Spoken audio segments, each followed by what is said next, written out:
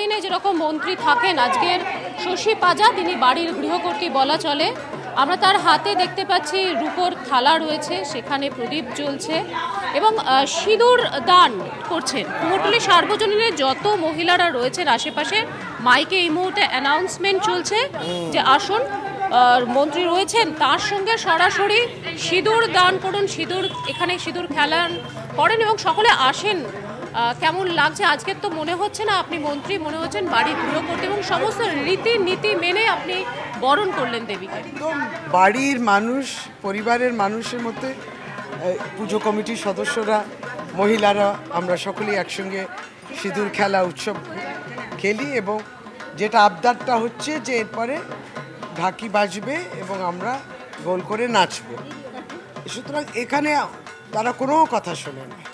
আপনি মন্ত্রী বলছেন, মানে একটা আড়ষ্ট ভাব আমাদের থাকে ক্যামেরার মধ্যে, কিন্তু ওরা সেগুলো শুনবেন না, বাদনহীন। না, এটাই বাঙালির কালচার, ঐতিহ্য। আর দুর্গা পুজোতে এখানে জনমানুষের সমাগম, তোয়াক্কা না করে যদি অপমান করো তার যে পাল্টা কি হতে পারে সেটাও বাংলা